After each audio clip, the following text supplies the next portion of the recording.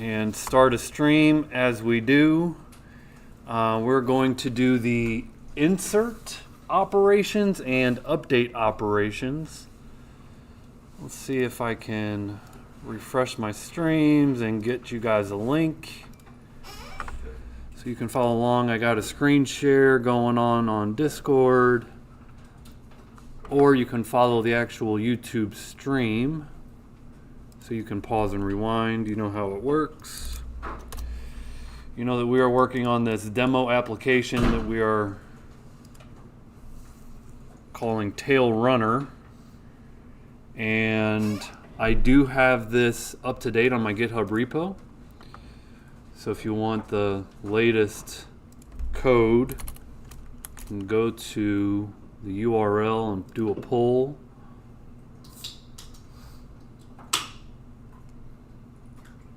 So updated yesterday. So right now, the state of this is we've got a login system. You can register a new user. You can view all the entities, and you can delete entities.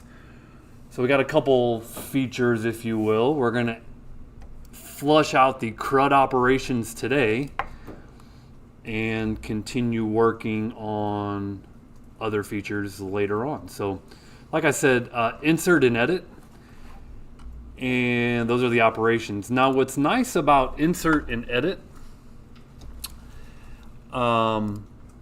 is that if you think of a form, an HTML form for insert and edit, it's a lot of the same controls. And so, we're actually working with this pet owners collection. So these are what we're doing CRUD operations on, these pet owners. So if you think about, collecting someone's first name, the last name, and a list of their dogs. And you could flush this out even more and have some orders if we wanted to. At one point, I did a demonstration of like a one-to-many where John Doe had some orders. Oh, excuse me. And he ordered these object IDs. Excuse me. And then if you go into the,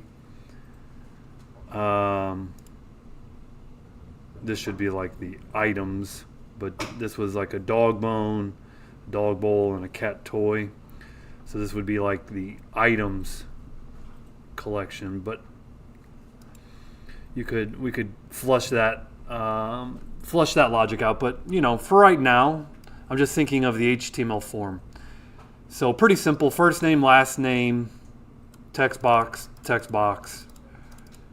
and some number of pets or dogs. And I would imagine you have to have mandatory at least one dog.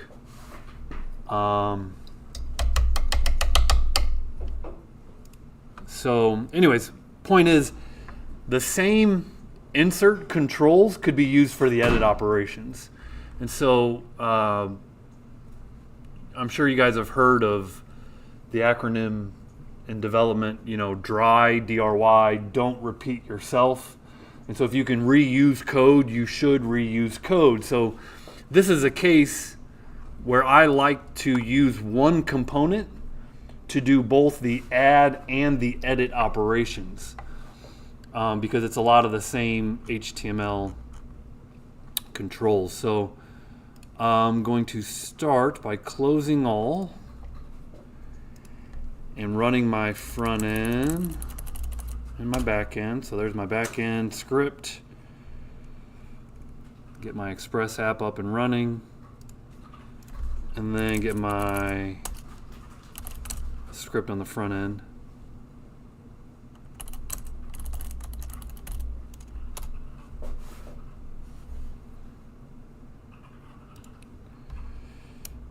Okay, so as I boot this up, really, we've got a login. This is not a good login, but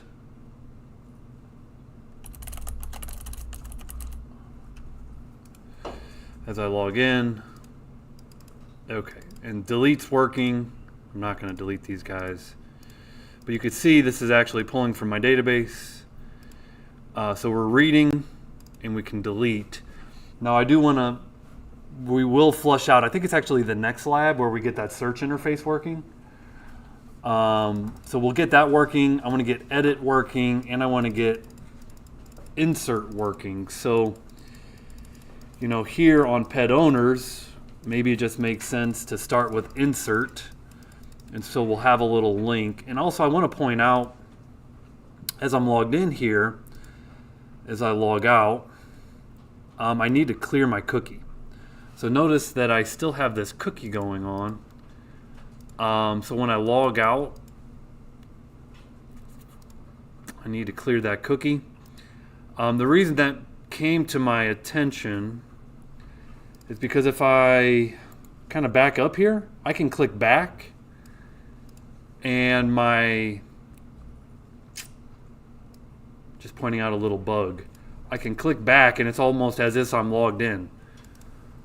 I know I'm essentially logged in because of this cookie. I have the permissions to access the /pet owners, right? So if I kind of go forward and I'm not logged in at the moment, at least it doesn't look like it. If I go pet owners, I can still access his data, right? So if I back up and now if I clear this cookie, which this should happen on logout, but it's not. It's a simple one-liner. You know, if I clear the cookie and now I go to /pet owners, you see I don't get the data because I don't have those permissions. So all I really need to do is I need to clear that cookie on logout. So that's just another quick feature. And also once I'm logged in, maybe I should see that nav bar. Maybe I need to clean up my nav bar to actually have some decent links. Once I'm logged in, these are just all dummy links right now for the most part. Home, features, pricing. Maybe I need to get pet owners on the nav bar. So just a couple of bugs that I'm also going to clean up. And I suppose to clean up that nav bar, pretty simple here. This says if I'm authenticated, you see these links. Otherwise, you see the login links. So maybe I just need to put more of this.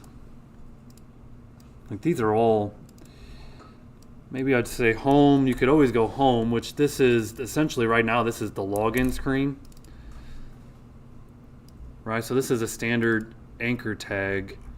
There's also this Bootstrap nav link. So I want to refactor that anchor tag to a nav link. So open a nav link, close the nav link, and then the href just becomes 2. And so I can refactor that anchor tag as a React router nav link pretty easily. And as I go back and refresh this, now I just refactored that. And, well, clicking home, I'm already on home. Let's go down here. Once I'm logged in, it's going to welcome me. Maybe let's add a class name is nav item.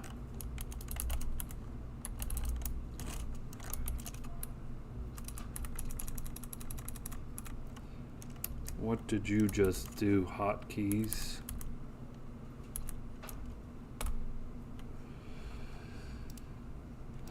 Okay, so, and where might this take me? Well, if you click on your name, like if you say click on this welcome, maybe this takes you to the profile /me. We don't have this route on the front end. We don't have this built yet, but we certainly have it on the back end. You guys have seen the me route, and you can look at your own profile information. So that's something we should build out at some point, even though we don't have that right now. So close that.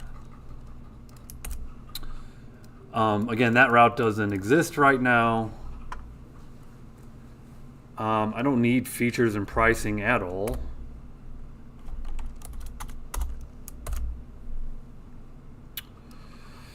So if you're logged in, you see your name and you see a log out.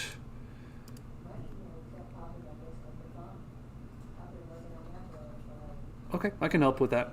No problem. Yeah, when you, so if email is coming up as undefined, yeah, there was a set auth. So what I did here, if I kind of trace through this, so notice first off, your backend has to send the email, or you have to capture the email somehow. So if I kind of just log in on my backend, I just want to show you the data that comes from the backend. And so I get a message, I get a role, and I get an email, right? So that's kind of what the backend is sending. And if I go to my app, JSX, it all starts right here in app. So here's my hook for auth. So I got a variable and I got a mutator method. And what I do is I send this set auth down to my login route. So when I go to my login form, I can mutate that hook. So if I go to login form, notice I receive this function called setAuth, and when my user logs in, I'm setting auth to the response.data. Response.data is equal to this object. You with me? Now it's important you got to have that email there. Okay. So then I got to take a closer look. As long as you have that email there, that's what enables on my nav bar to access auth.email. Right? So I put the data in right here on this set auth, and then I pull the data out right here on my nav bar. And there's obviously other ways to do that. That's how I'm currently doing that. Okay. So then the next thing is I'm just gonna, when I'm logged in, I want a path to, okay, cool. So I want to create a path to pet owners. So there's my pet owners. So here's my new link. And this is going to go to /pet owners. And this will say show registered pet owners. So now once I'm logged in, I'll see this link. Maybe it'll just say registered pet owners.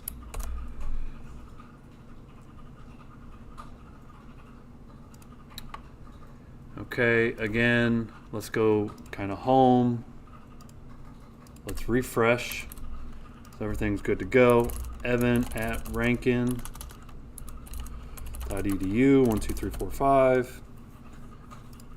Okay, so here I got my registered pet owners. I can click it and it takes me there. I could go home. And now I'm still logged in. I can at least go back and forth between these screens. Again, I'll probably I want to push these over to the right-hand side with Flexbox. That's not too hard to do. So that's something else I want to do. Now I want to also clear the cookie. And okay, but that's not the point of today. The point of today is we're going to stay focused. Let me get back into adding new pet owners. So here's my pet owner form.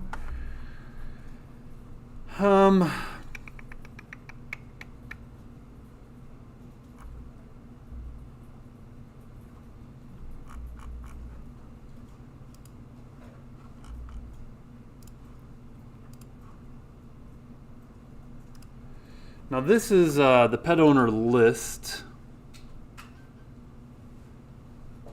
Pet owner list loops over and shows pet owner items. Pet owner form is some code I had from before when I did CRUD operations, and probably I will take some of this markup from this. I'm going to redo this from scratch because I did this before. And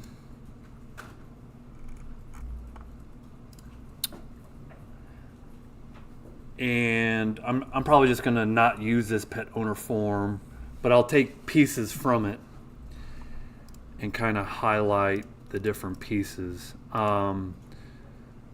So the component I'm going to make, I'm going to call add edit. Again, add and edit operations. So I'll say add edit pet owner .jsx. So to be clear, I'm not really using this currently, this pet owner form. And different ways you can write this, but I like export default function with a return or JSX.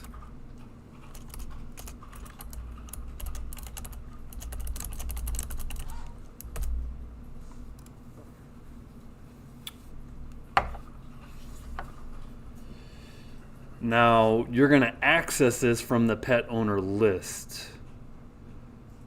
However, we need to actually make the front end route. Right now there's no route to add or edit. So to make the route, we do that right here in the app JSX. So I'll define a route path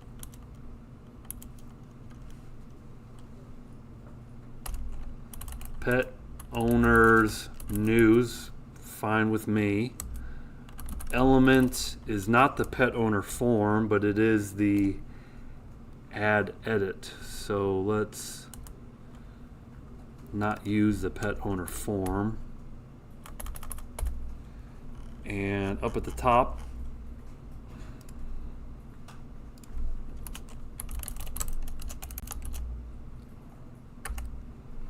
add edit pet owner from my components. And so down here, add edit pet owner.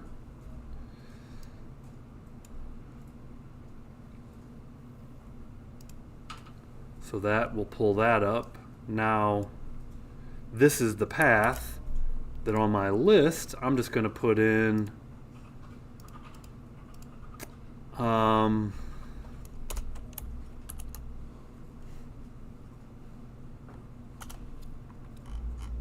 I want to use that nav link.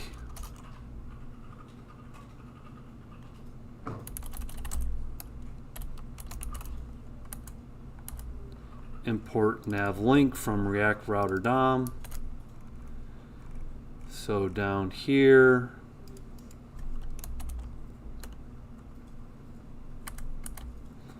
here's a nav link that's styled like a Bootstrap button to add a pet owner.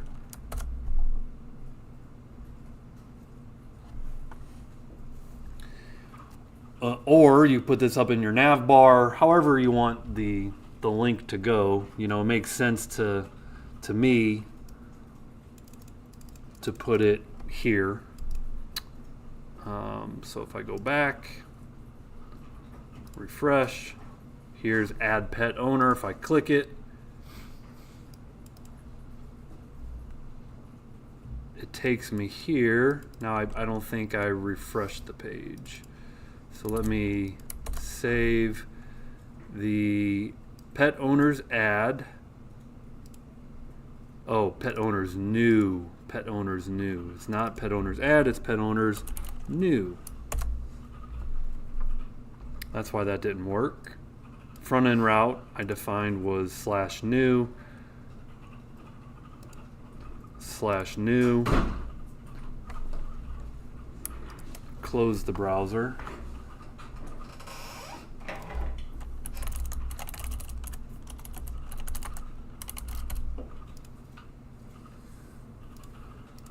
And now I get to my add edit form.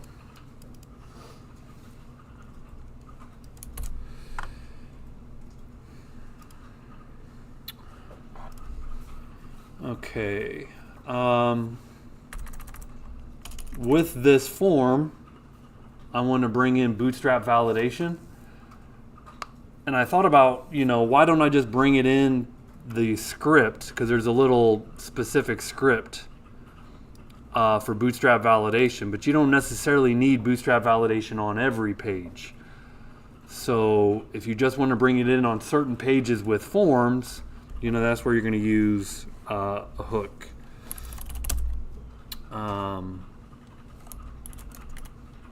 Use effect from React. And here's where we bring in use effect with an empty dependency array. So again, the way you code use effect this way means on load. So run this the first time the component is rendered. So you just run it once after the component is rendered in the browser. And the script that we need is actually on the login form. And so here, and this is right from the Bootstrap docs. So to go through this process again, we bring in this script and we put that in the use effect. And then we have to code a form a very specific way, which is just like this. So there's a no validate attribute that tells the browser to not use the default validation, and then you add this class name of needs validation, which you can see is referenced in this script. So we're kind of right, we're handling our validation. Not using the default browser validation. We're using Bootstrap validation instead. Okay. So again, I like to go to the Bootstrap docs and go to form validation, which is under forms validation. And you can see very simple first name, last name. And so the way this works, if I just take one piece at a time, I'm going to grab all of this div right from the docs.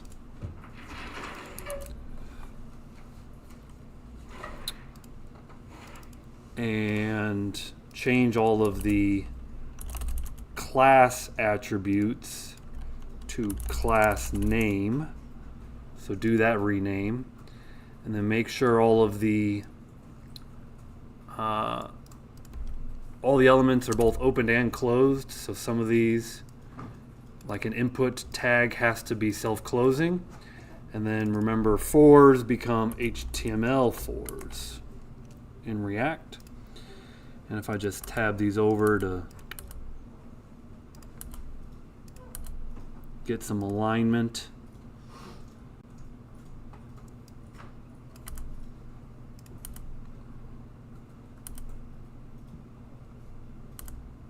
fix that a little bit.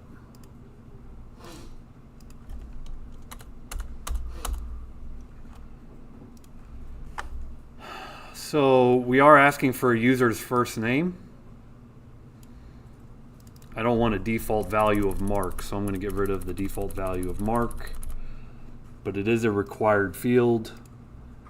Those two values have to match from the label to the input. And then here's a little valid feedback if it looks good. There's also a so in the sense that there's one div for valid feedback, but notice on city, so if I scroll down to city, there's an invalid feedback.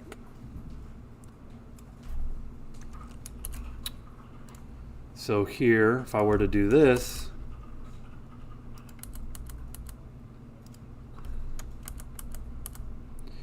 So the invalid feedback would say, please enter your first name.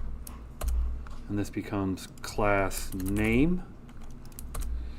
And then what's left is a button, type of submit.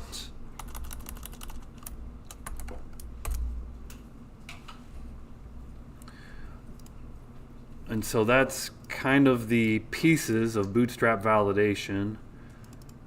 And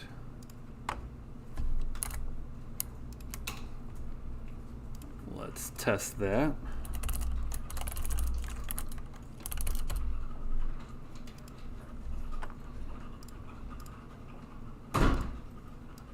Okay, so we got Bootstrap validation going, and as soon as we start typing, it looks good.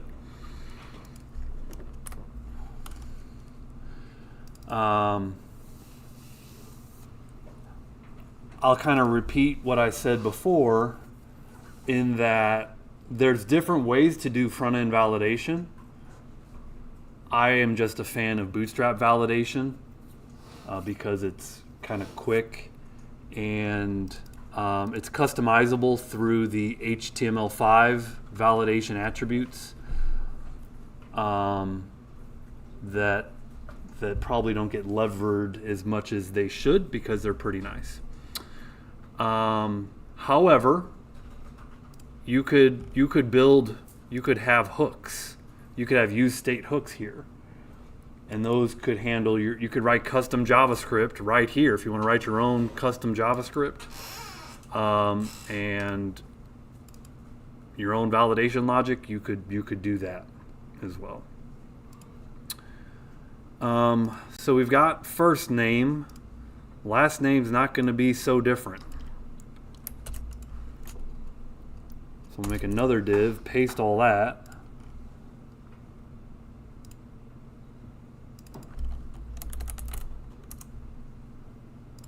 I'm just going to call that O2. So they don't have the same IDs. Please enter your last name.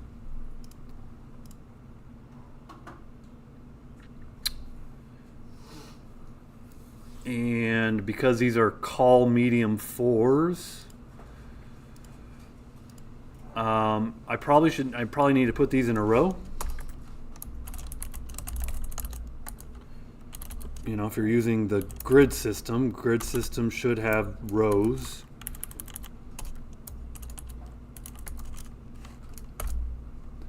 And then that's just going to make all that tab over.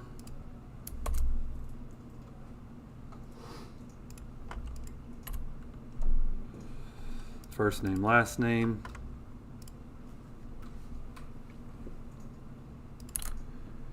Let's do another row then for the dogs.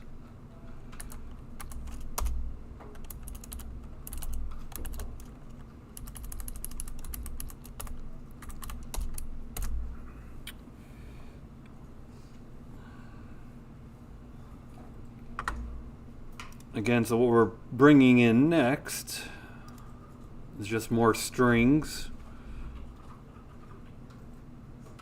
If you are a dog owner, you should at least have one dog in my software. So I'll take one of these divs for last name.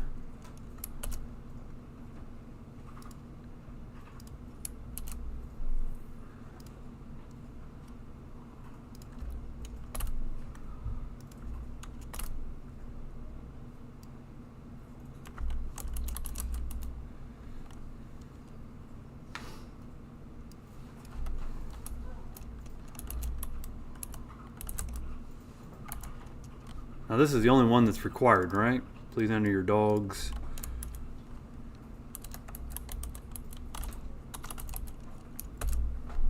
name.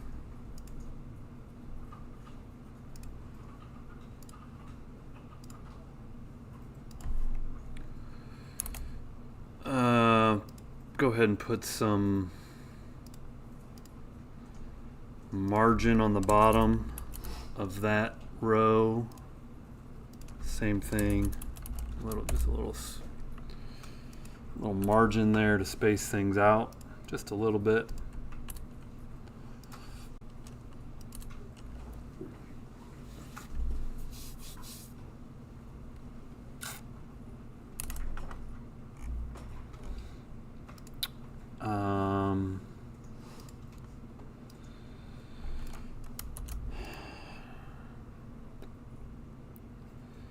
It's going to look a little different.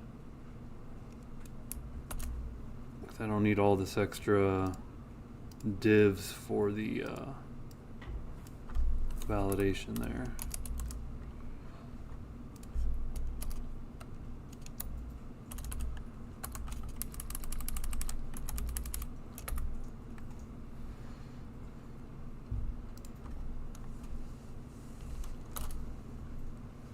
Could give those some better names, but nonetheless, this is not required. And this is dog 2. In fact, I am going to give this some better names. I'm going to need to go back and probably fix that.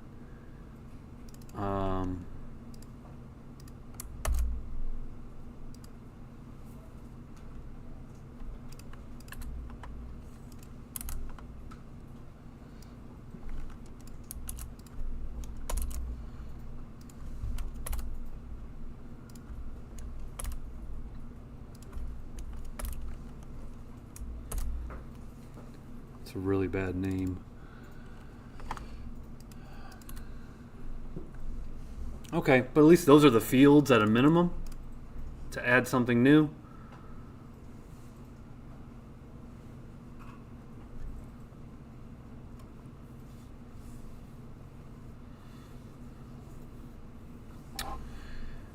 Now we get to wire up our state for each of these. First name, last name, dog 1, dog 2, dog 3.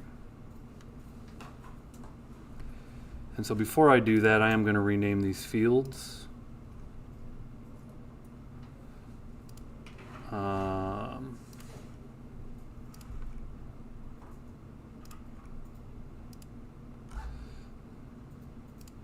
Kind of expand everything back out here. Okay, so this text box I would call text first name, and that's text first name.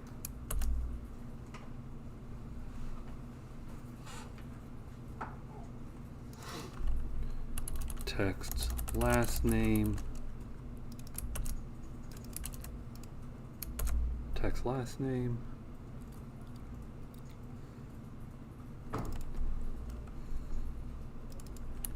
text dog 1, text dog 1,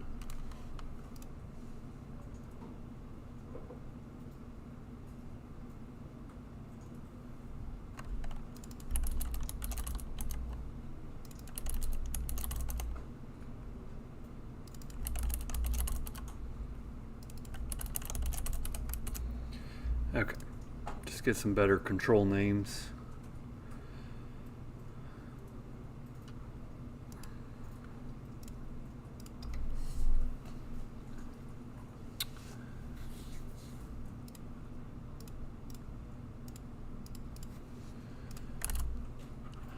Now, because we're in React, we get to import use state. And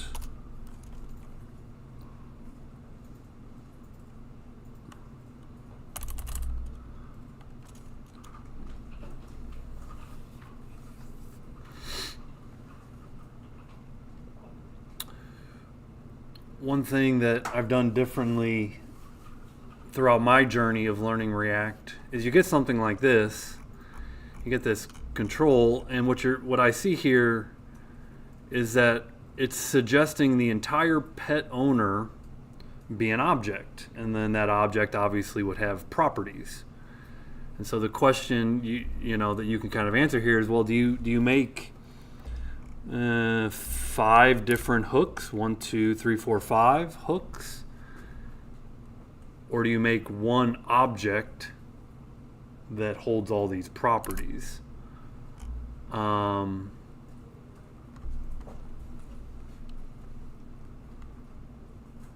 I've done it both ways.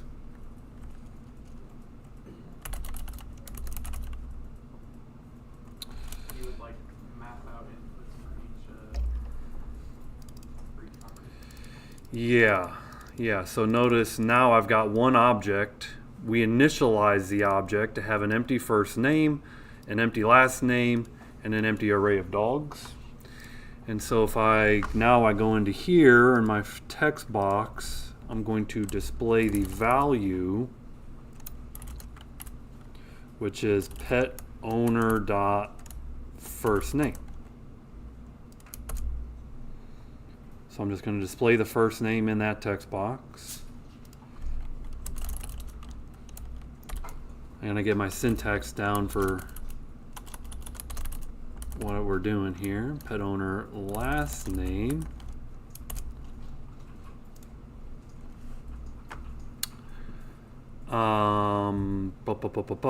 Dog 1. This is an array. So the value here, pet owner, I believe it's dot dogs sub 0. Right? Now,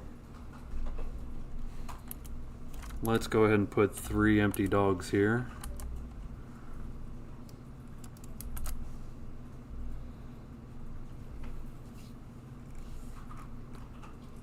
So that's dog sub 0.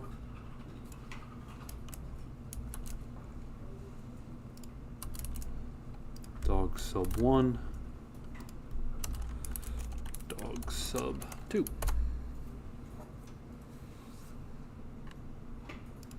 And really, we should just still see a bunch of empty things here. But now that this is wired up, and I can't change these fields. I always thought that was weird. I can type in here and it's not going anywhere. That's because we need the mutator, right? We need to set. We need to say, okay, when you change, on change,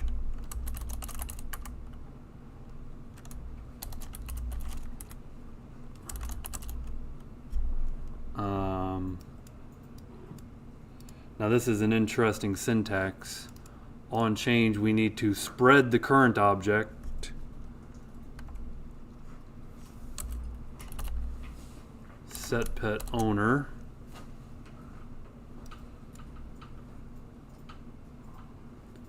and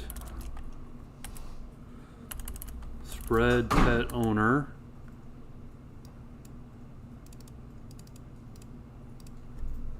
comma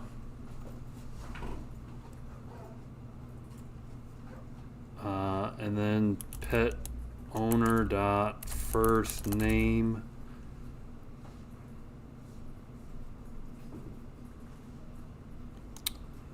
So the syntax here is the challenge now.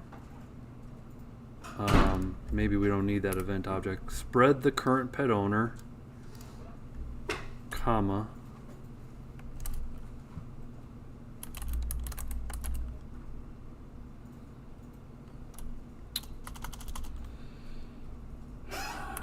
pet owner dot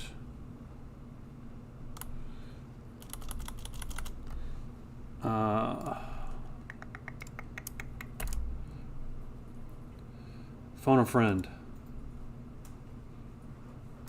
Hey Copilot, at workspace,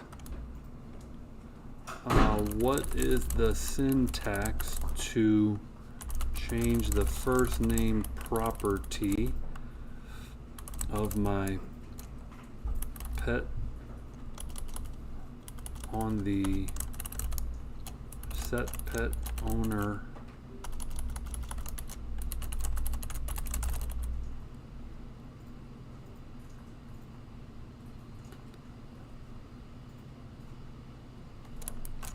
What is the syntax to change the first name to update? To update the first name property on the set pointer to the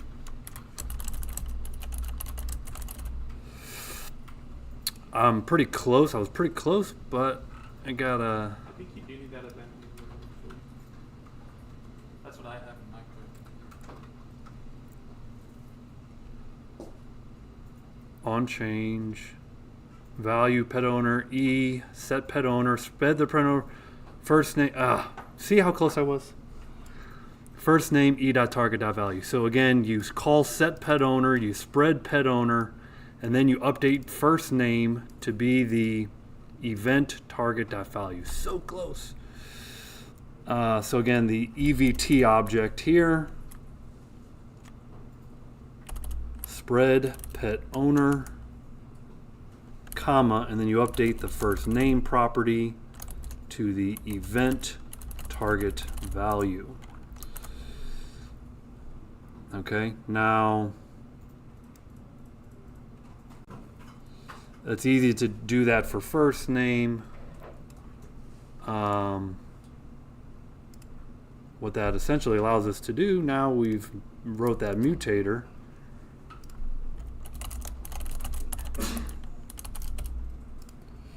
Here, here, now I can type in that if it were to work, value, come on. Oh, I did that on the wrong spot. Where did I write that? I wrote that on my dog one, jeez. I did the on change in the wrong spot.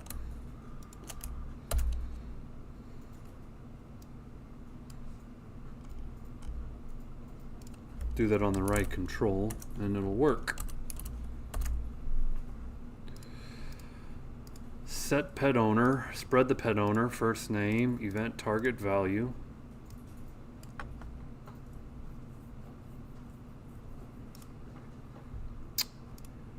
And go back here, refresh.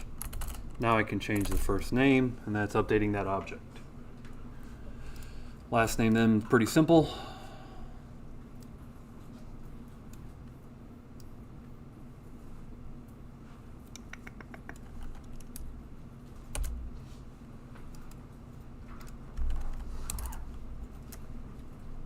We're just spreading pet owner, last name.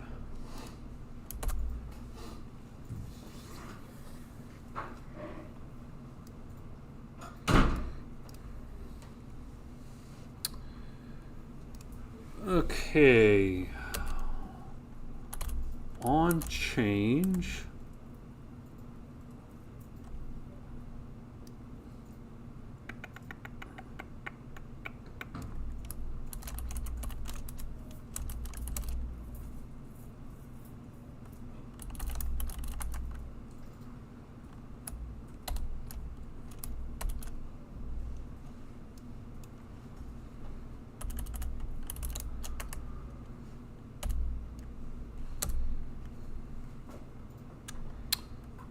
This would be dogs sub 0.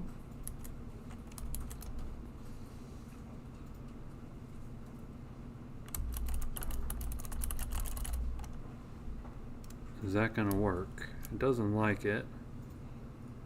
Unexpected token.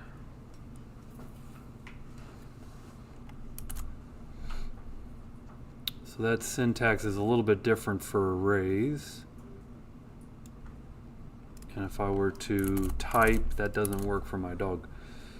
So again, the syntax, done it a few times, but it's not remembering. So phone a friend.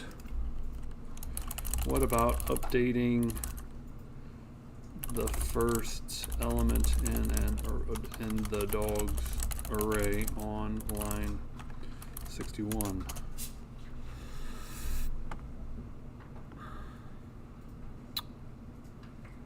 Okay, on change, spread pet owner dogs. Oh, we're slicing in the middle of there.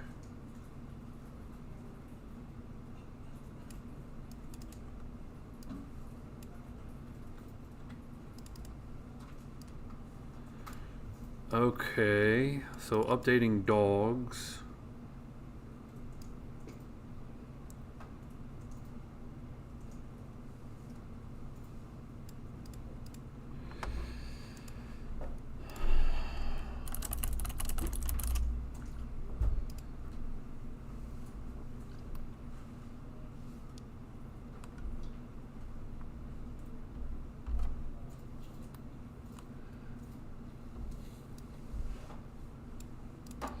So an array is an object. So the reason my code didn't work is, remember, we can't just change the object itself. You have to make a new object. So kind of looking here, we are making a new dogs array.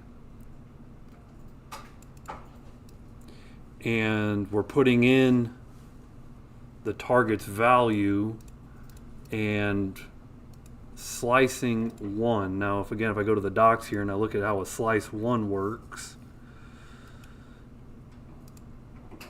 slice 2 removes bison. So I don't know that that's what I want. I don't know that I want to slice. It does kind of help me a little bit, but I don't know that this is what I want. I'm gonna try it, but I don't. This doesn't seem right to me. This doesn't seem like pet owner, a new dogs array. That's helpful. So I'll just kind of type all on one line here. A new dogs property, which is an empty array. EVT target value. Oh, and then we remove the prior. That's what it is. Then we remove the prior first position. Pet owner dogs slice 1. That makes sense. So this is putting in sub-0 and removing the prior sub-0. Now, how transferable is that to the next one? I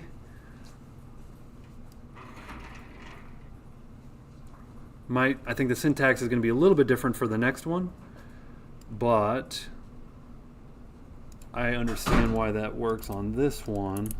And now I can modify dog 1. I can modify first and last name. What about the syntax for the second dog?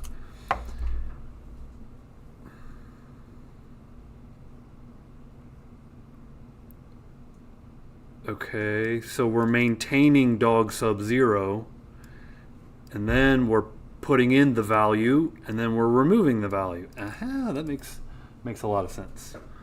Again, the trick here is you have to make a new array, so you have to maintain current values and update the old values. So that makes total sense. So let's write that.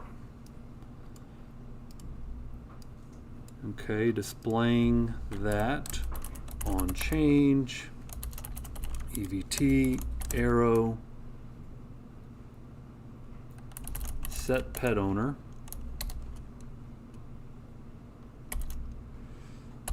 Spread the pet owner, update the dog's property to a new array, keeping pet owner dogs sub-0, that's our first dog, comma, updating the second dog to the event target value, and then removing the prior pet owner dogs slice 2, removing the prior dog.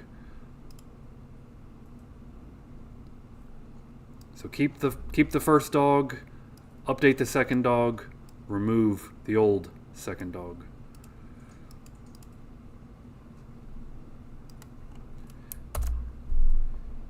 All right, now they all have to play nice together. So if I refresh this and I say 1, 2, 3, 4, 1, 2, 3, 4. Notice it's not messing with that, and we're updating that.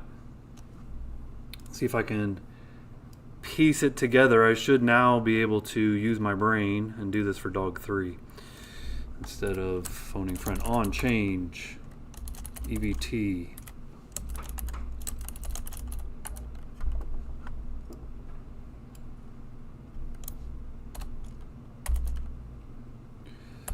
Spread pet owner. Update the dog's property to a new array. Maintaining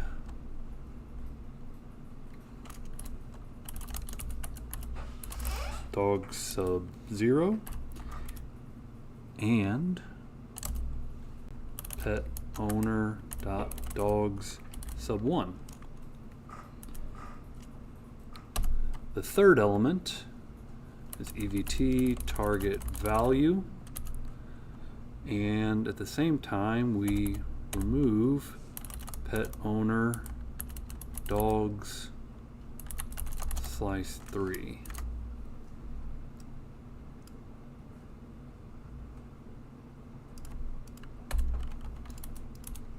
Woohoo!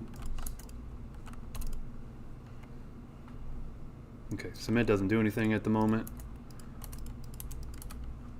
Okay. But we at least got our code all working together with an object. The syntax is definitely harder when you do it this way. I want to show you the comparison, okay? So here we've got one hook, and that hook is an object. First name, last name, and dog's array. This old one that was the pet owner form, notice I just did 5 different hooks for the properties.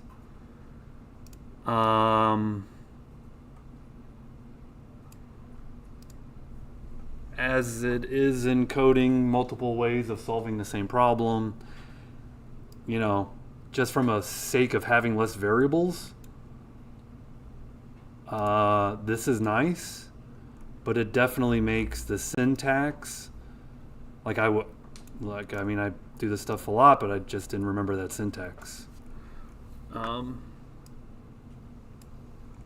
I had to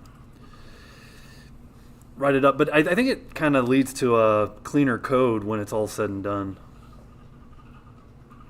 So I do I personally like this better. Remember that this form, we're going to say on submit on the form. On submit, we're going to say add edit dog. And so const add edit dog.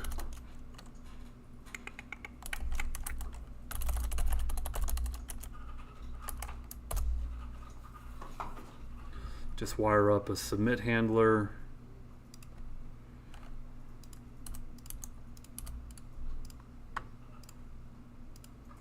So as I refresh the page, 1, 2, 3, it's actually refreshing the page, so don't forget to do an EVT prevent default.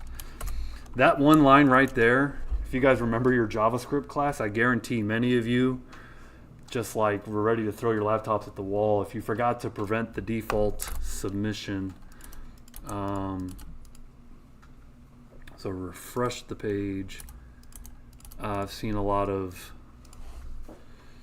frustration around that.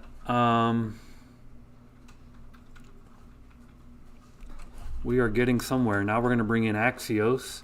And I got to look at my back end because I'm actually sending an array now from my front end.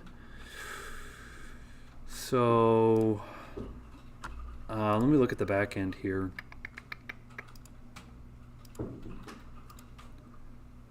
And as often happens, as you change your front end, you're going to have to refactor your back end. So here's my add pet owner. It does enforce us being logged in. So if you're not logged in, so this object is going to be owner. It's going to check for first name, last name, and an array of dogs, which we should send all that over. And should spit it right into the add pet owner. I got a little log going into an audit log. It says new owner added. That back end is pretty much what I would want. Like you're looking for a first name, a last name, and an array of dogs. So let's go back.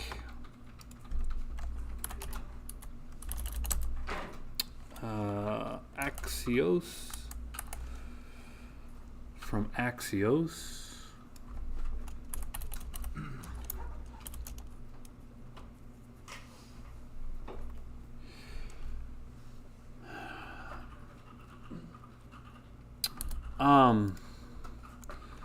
So we need an if-else statement, and this if-else statement is picking up that I'm trying to do two operations. So when I click the submit function, I need to determine if it's an add operation or an edit operation. If there's an ID, then it's going to be an edit operation because that ID was generated by Mongo. Otherwise, it's going to be an add operation. So, you know, this is more or less the direction I'm heading. And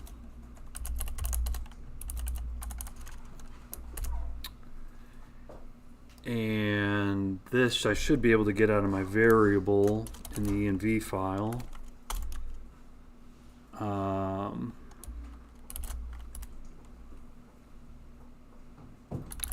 Import meta env dot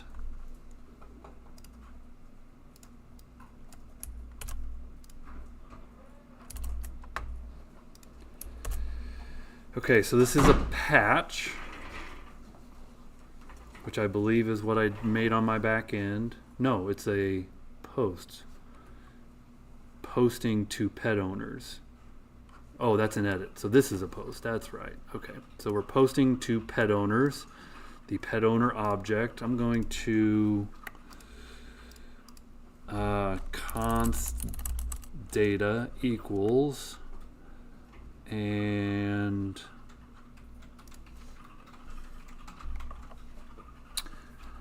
right now, if I register, we're going to add a dog owner. We just get a message, new owner added. So that's going to go inside of data. That object goes inside of data. So then you could say if data has a message, you know, then you know it's a successful operation. Then let's navigate. Import, use navigate, const navigate, and navigate to the pet owners. So call the backend, pass it the pet owner, and that's our third object is with credentials to true.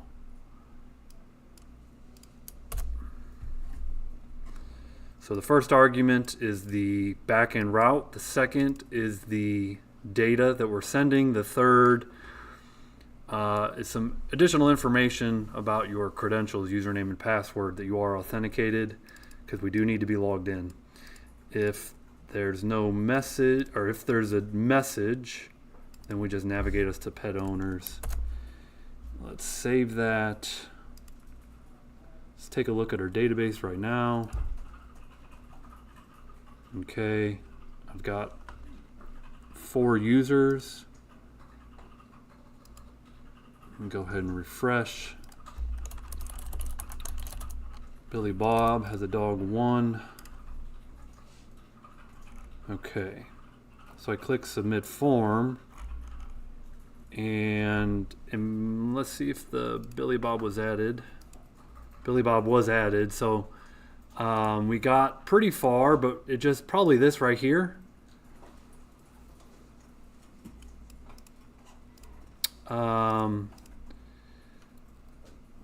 Is my problem. Let me console log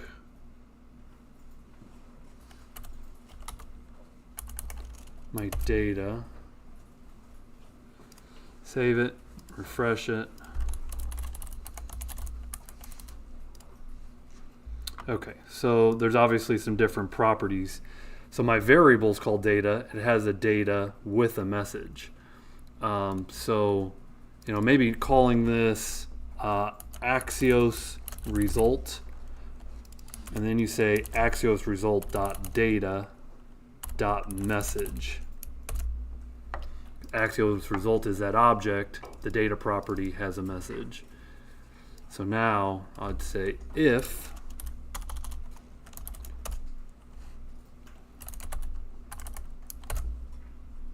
there's a message on data Axios result, navigate us to pet owners, refresh the page, Billy Bob with a dog, and there we get our new users being registered. And obviously we don't need these Billy Bob, so our delete operation is still working. We can add a new pet owner. It's got some validation. We're going to say doggo 1, doggo 2, doggo 3. Submit the form. Billy Bob has 3 doggos. Adding was the easy part. Now we get to do the editing. We'll give you guys a little break if you want 15 minutes. It's 9:08. Take a break until 15 minutes. 9:23.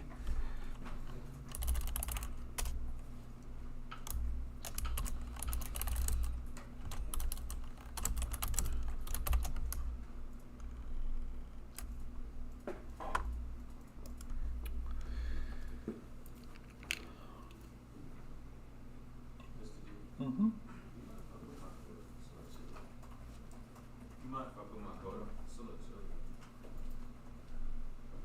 Always trying to break the rules.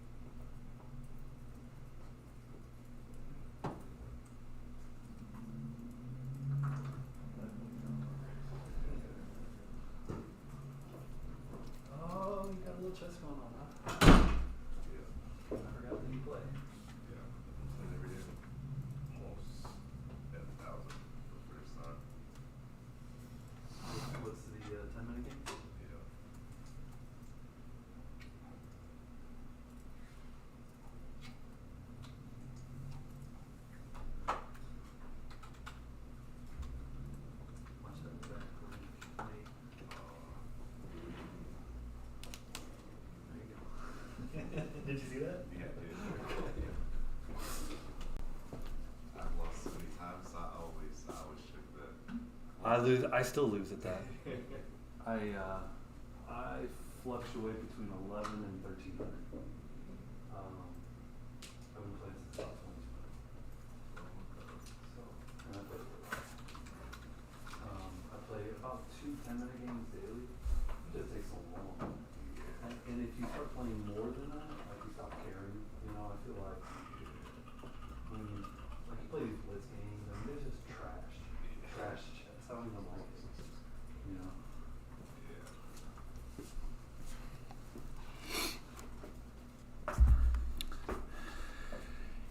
Okay, I think that was been about 15 minutes.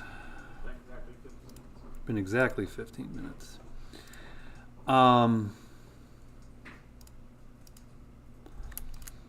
So on the pet owner items, if I'm not mistaken, there's like a little edit button.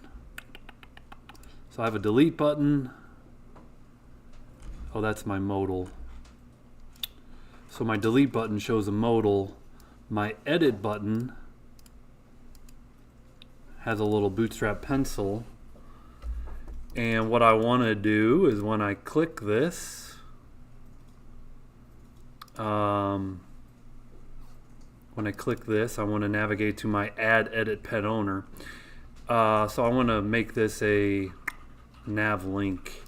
So I'm not really using use navigate, so I'll say nav link, import nav link. And then I'm going to refactor my edit button as a nav link.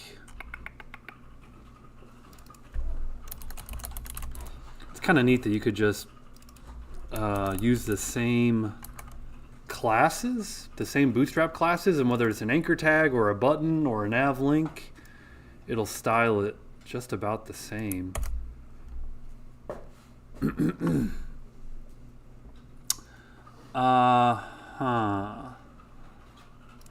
Now,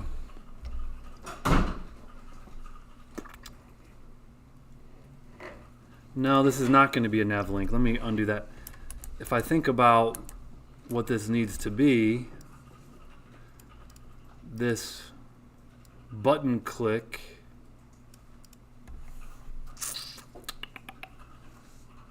oh yeah, okay, so yeah, maybe it, yeah, hold on, redo nav link, redo, control Y,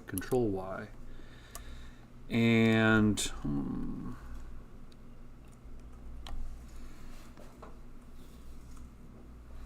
I need to send the, we've got a pet owner here.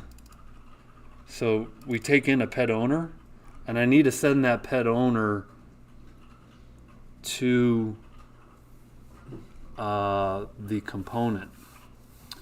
So maybe instead of a nav link,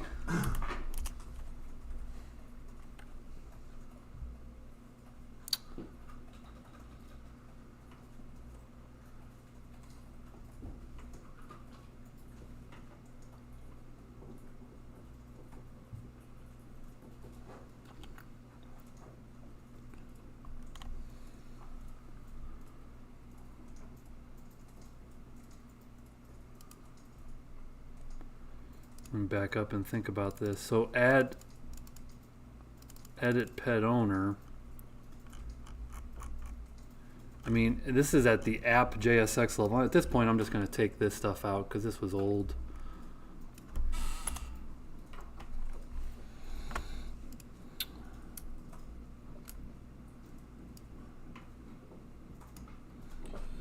So maybe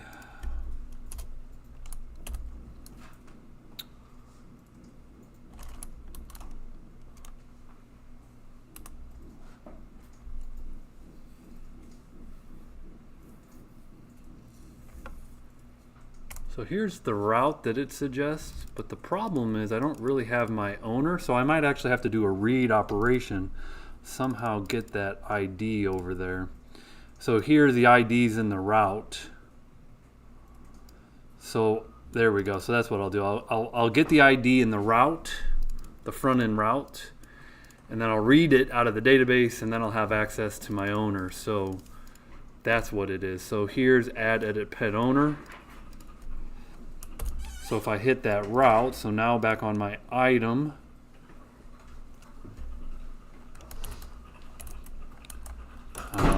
navlink 2. There we go.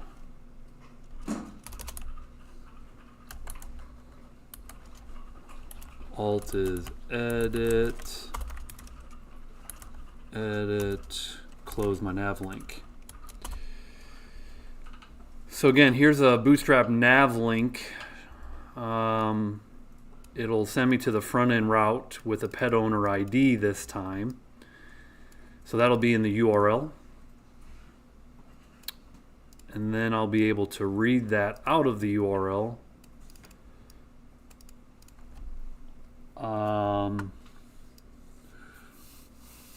Which is useful for you guys to see how to read parameter variables on the front end. We know how to read parameter variables on the back end, but now we're creating one on the front end. So button primary. We already have a primary. Let's see how this looks. Okay, primary is a blue button. That's fine by me.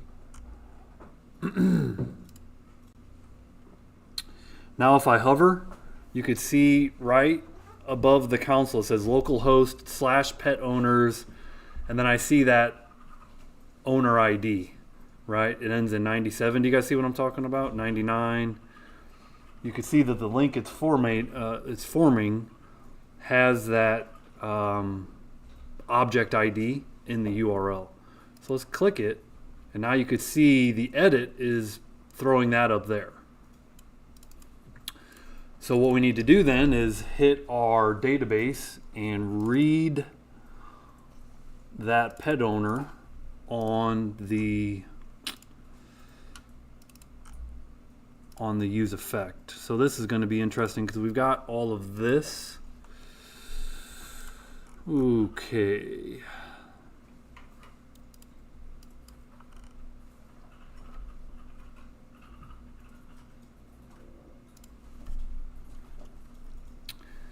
I think what I can do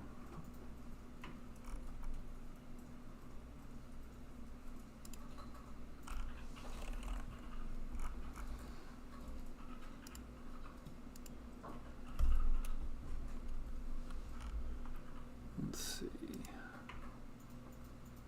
There's just so many curlies in here.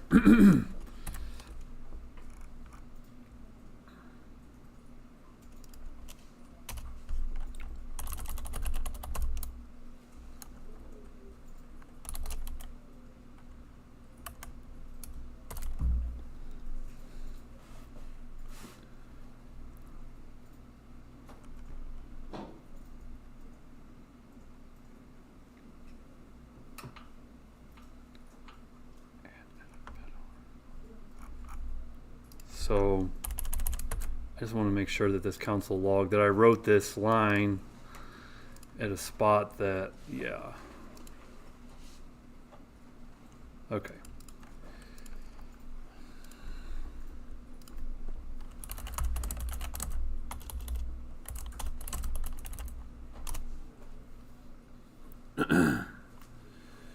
Okay.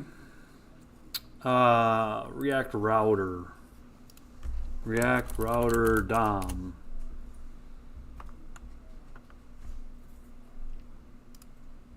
Okay, so here's a use params from React router DOM, and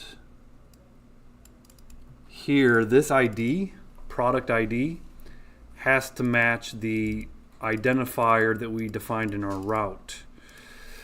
So going back to my app, this is :ID. So let's call this more specifically pet owner ID. Okay, so that's our identifier. So let's bring in use params from React router DOMs. Scroll up.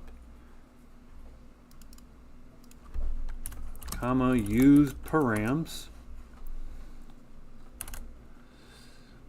Line 2 is we destruct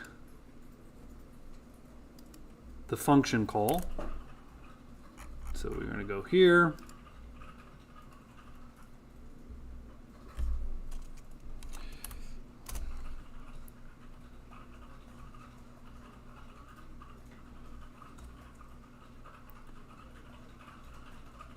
Now, do you put this in a method? Sure.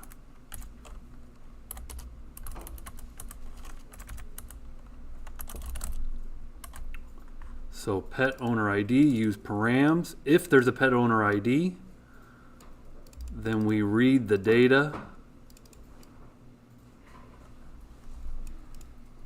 from our API pet owners, pet owner ID. So we're hitting our backend route. So let's go back to that. We're going to get pet owner by ID. So list all dog owners. Let's hit it. You're not logged in. Let's log in. Now let's list all dog owners. So John Doe's my first one. Billy Bob is this guy. Let's get my pet owners by ID. So this is a GET request. Whoops. Pet owners / by ID.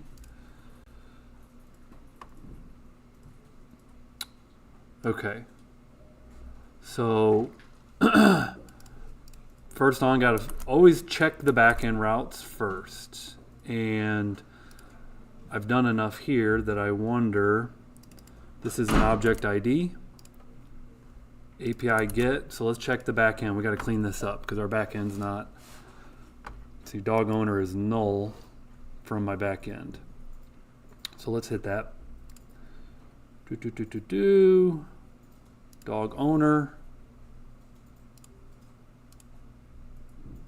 get by ID, so we're definitely hitting that.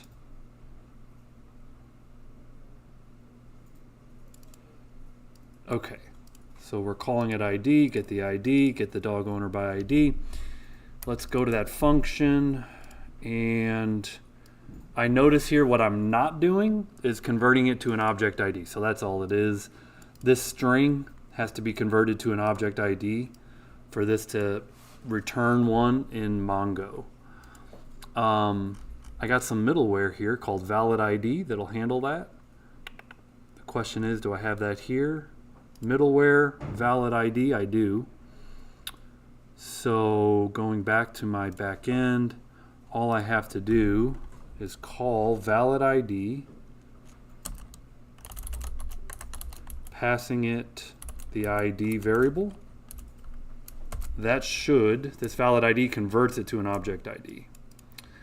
And also makes it a part of rec.id. So rec.id becomes an object ID. So instead of reading it from rec.params ID, now it should be rec.id. So rec.id is an object ID. Send that into your function. And now I get my user. So that was a problem on the back end.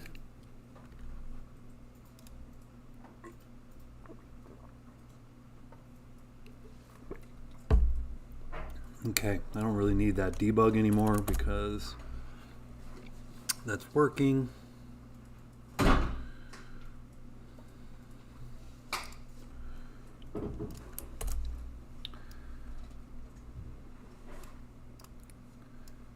Okay, so here we're setting pet owner to data. So if there's a pet owner ID in the route, send it to the back end, get that response from the data. This should be the data coming back from the back end.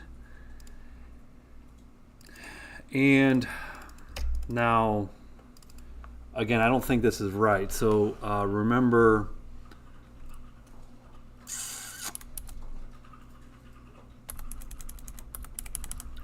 I like calling this Axios result.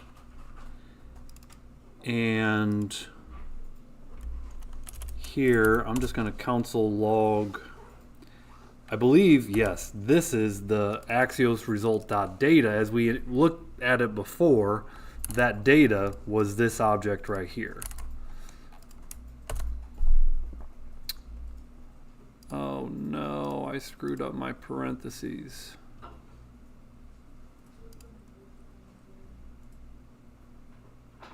Okay.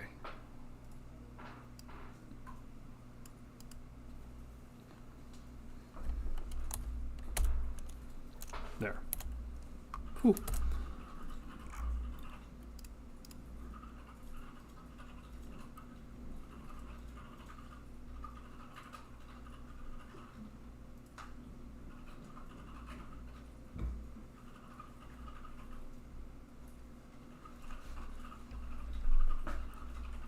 React hook use param is called in fetch pet owner that is neither a React function component nor custom hook function. React component names must start with an uppercase letter. React hook names. So I did put this inside of a little function and it's not happy that it's in a function. Maybe we just take it out.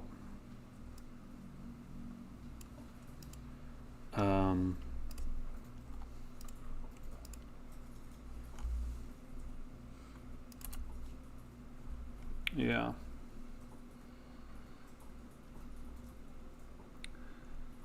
Not happy about being in a function, so let's take that out.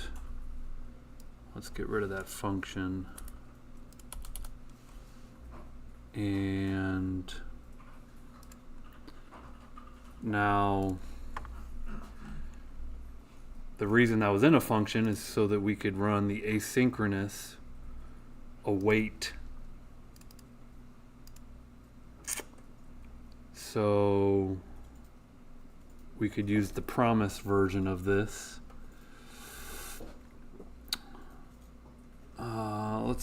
Let me back up just a little bit here.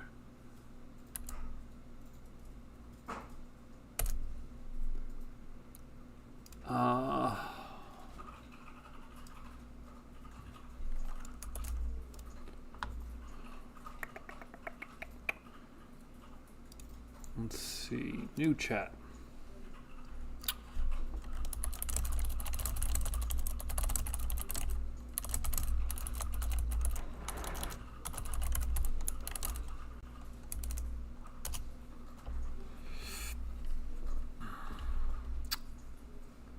I want this, I like the idea of this being async, but to write an async function, oh,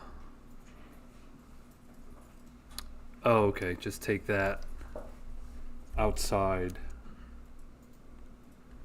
So use effect, it literally has it right up at the top. Okay. It actually removed my,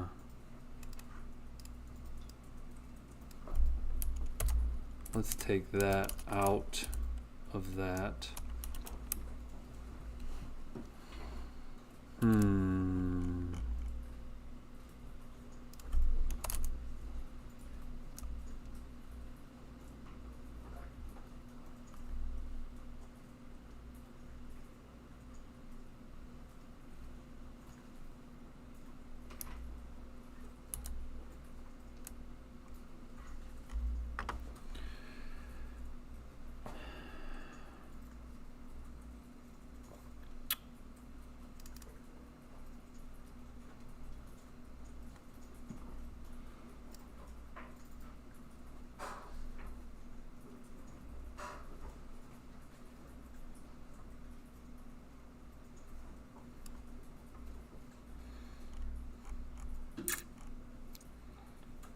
Okay.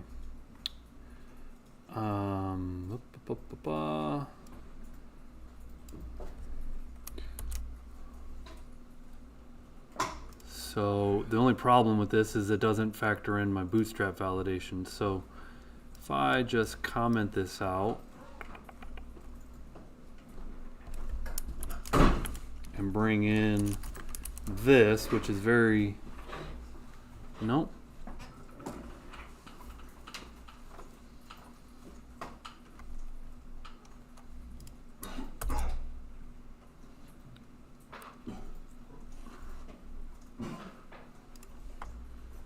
Let me refresh.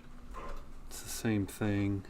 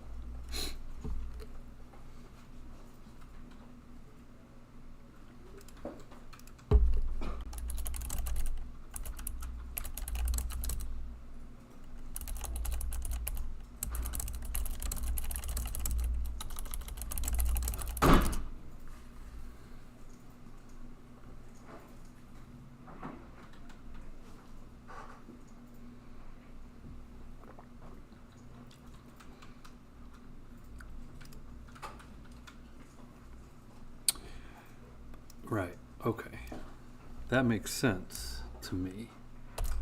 This makes sense to me, putting this up here. Okay.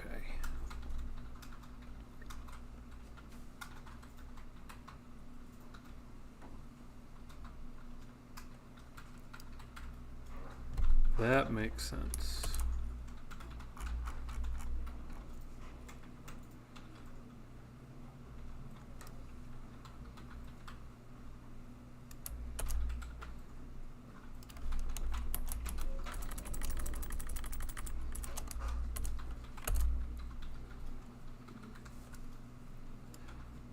Okay. Hey, now we're getting our data on our form. So let's talk about what I did incorrect and what the fix was. And right now the bootstrap stuff is out, so I got to get that back in. Basically here, you have to call use params at the top of the function. And so I was calling it inside of use effect, and that's essentially what my problem was. In fact, I could probably bring back my code that has both of these and just refactor that one little piece, and I think that'll work. But nonetheless, this use effect, okay, has a function. It's an async function called fetch pet owner. If there's a pet owner ID is truthy, then we hit our back end.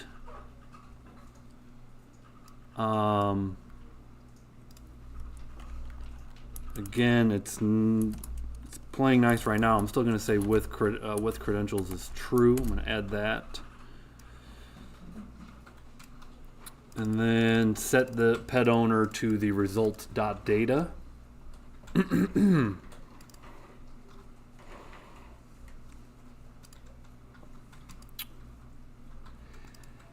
And if somehow the pet owner ID changes,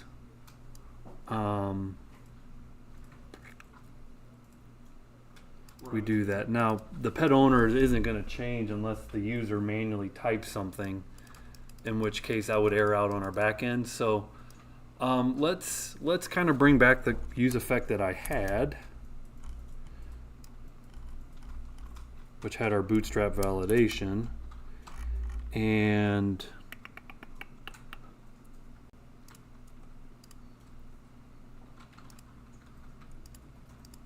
actually, now that I took that line out,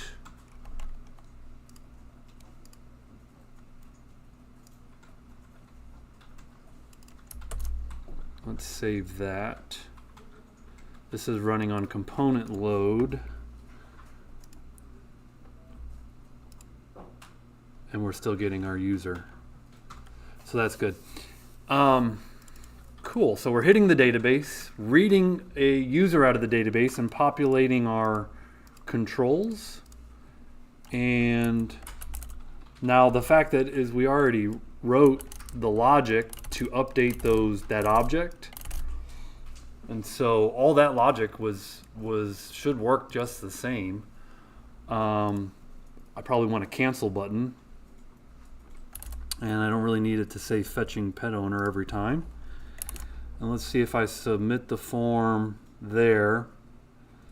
Now what just happened, probably, I don't know if it tried to do an edit or not, but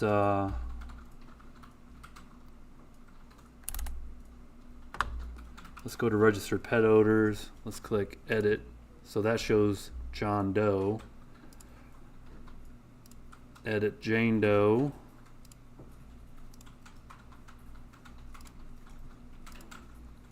And so all that's working now. I really didn't do anything. Click submit form.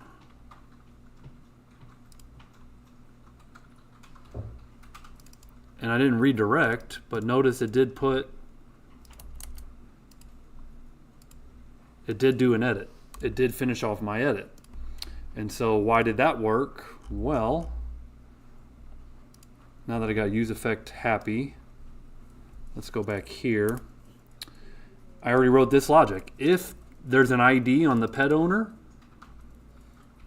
which, Of course, the ID comes from the Axios result data. If there's an ID, then we do a patch, send in the ID, send in the pet owner,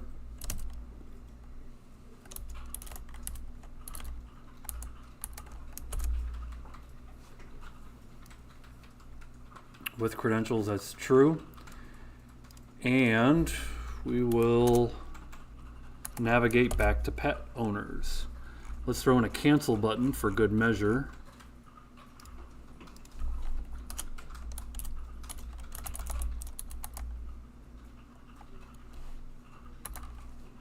Secondary color, cancel button.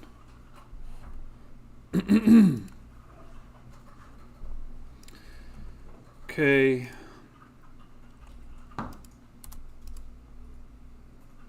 Okay. So my patch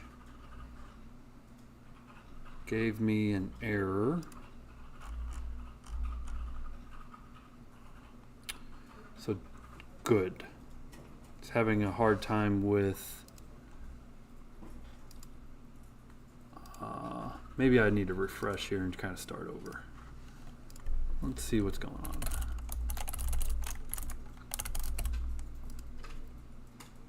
Okay, user logged in. Let's edit Henry, submit the form. So we can edit the name just fine. If we go to edit a dog, might have just been, it might have just been Yeah, you just need to refresh. a refresh. The button wasn't there. Yeah, Before you refreshed it. might have just been a refresh.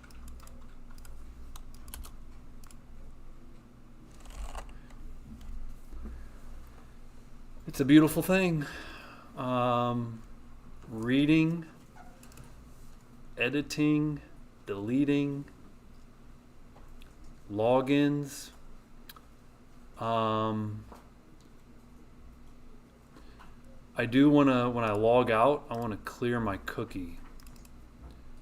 And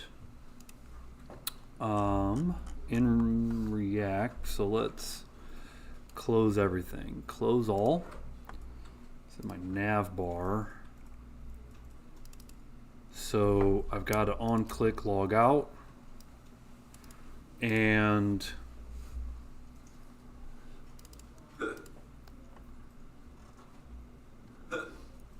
that cookie really comes from the back end.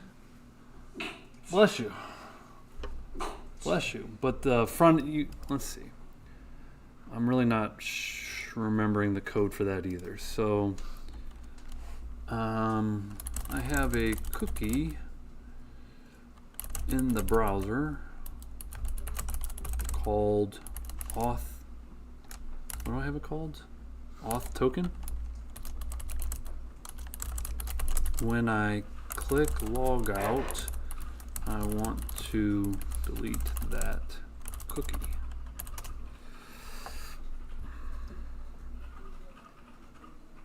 Should be able to delete it. We already got that. Document.cookie.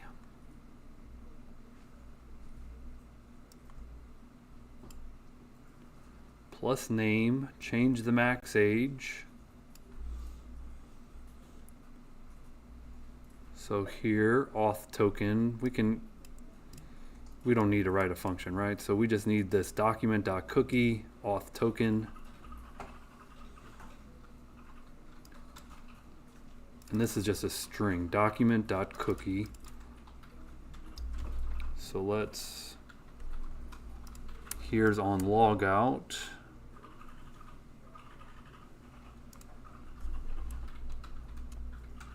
So on logout is sent down from app.jsx. So let's go to that, use effect. On logout. I already removed the auth token in local storage. Now we'll actually remove the cookie. Document.cookie equals auth token.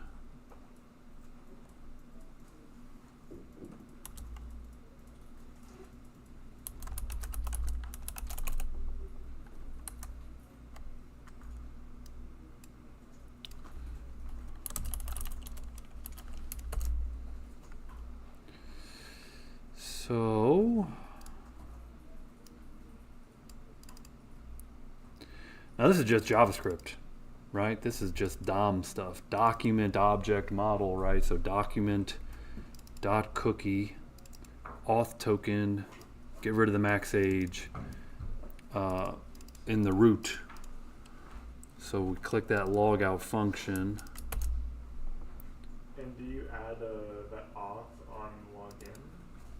That loading storage? That gets sent from the backend. So yeah, the backend does create a new one.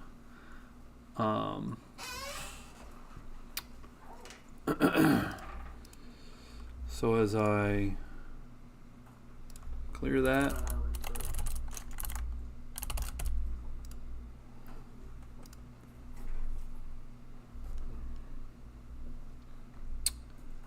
click log out. Nope, didn't like that. Did you reload? I don't think you reloaded the page, did you? Did I reload the page? I don't think Maybe not. So let's get rid of it. Okay.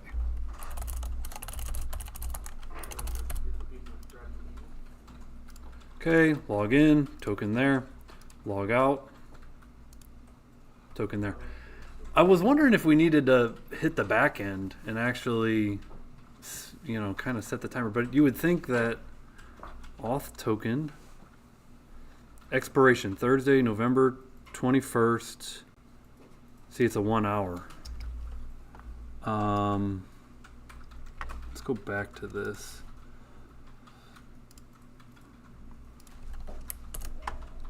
So, I think I'm close.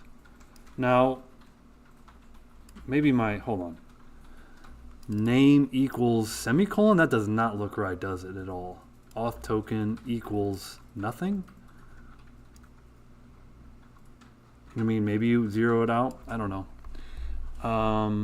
So let's.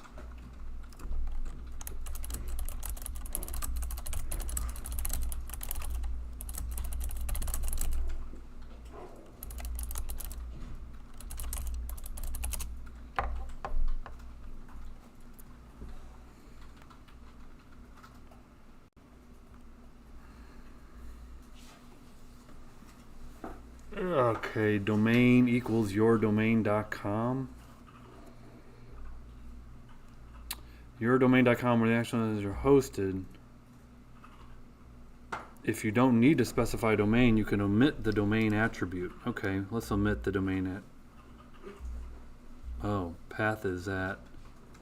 Okay, so it said it requires it, but then it says it doesn't require it. Additionally, you can use the expire instead of max age. Let's try that. And I'm just going to leave the domain off.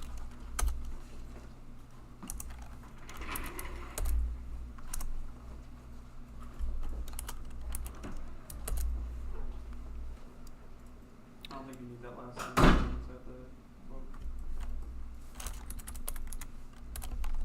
Good eye. Okay, let's try this. Expires from back in 1970.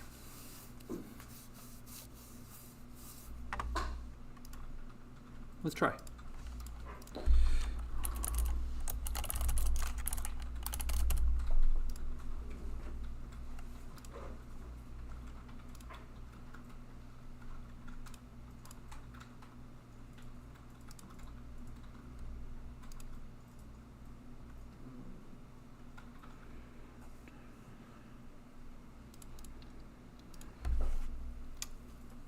Kind of wondered if we needed to hit the back end to do this.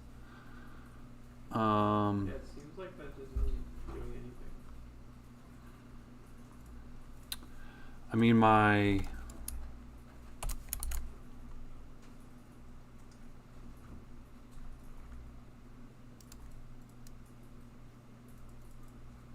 domain at this point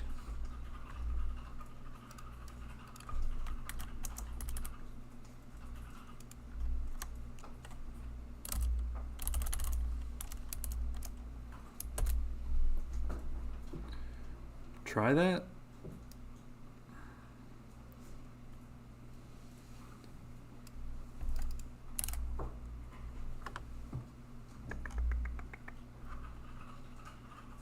Okay.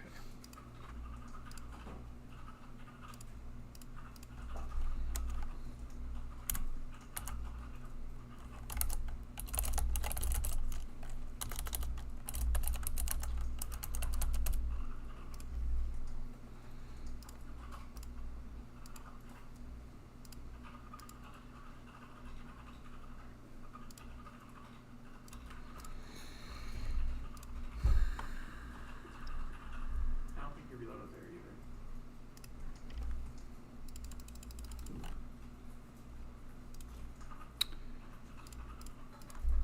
It is an easy step to miss.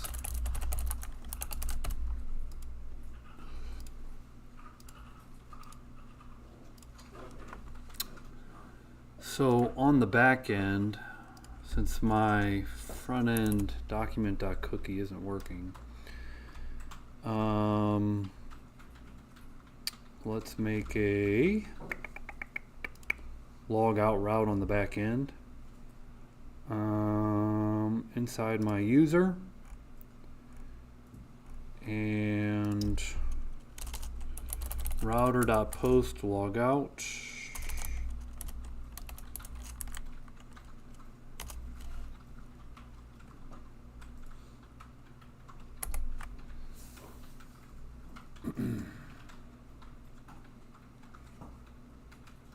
Okay. I kind of wondered if we had to clear it from the back end.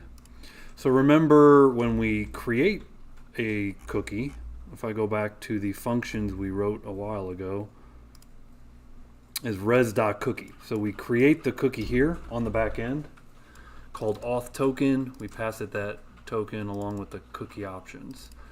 So that's the response object.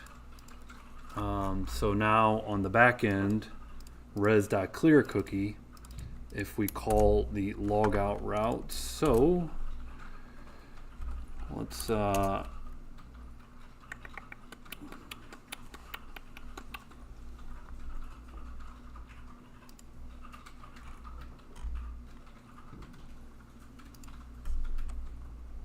if we got Axios on here. Okay, Axios post. What's the full route?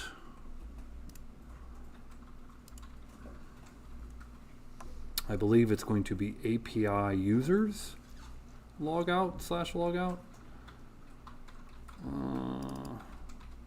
API users / logout. Don't forget your S.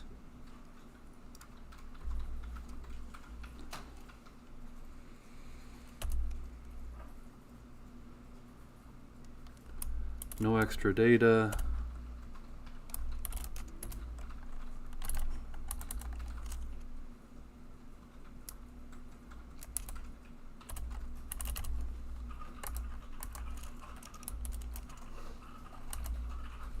So this is the promise syntax. I didn't want to make this asynchronous because then I got to make this function asynchronous, and I got to refactor all the function calls, which is all over here.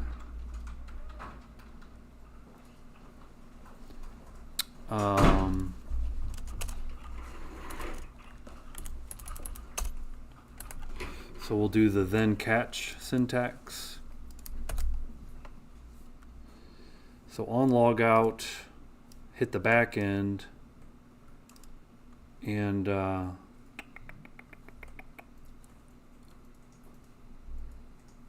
let's navigate the user to the login screen, right? Navigate to the root, which Oh, notice here is navigating to. I'm going to navigate to the root after a successful logout now, and I'm going to show success of logged out after we hit that. So refresh, refresh, delete.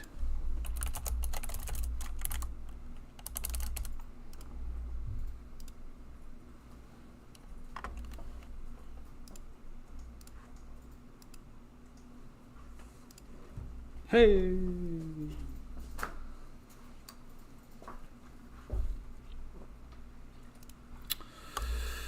That's a success. We accomplished all the tasks. I'll let you guys keep on working through your labs. We'll stop the stream here. Let's see.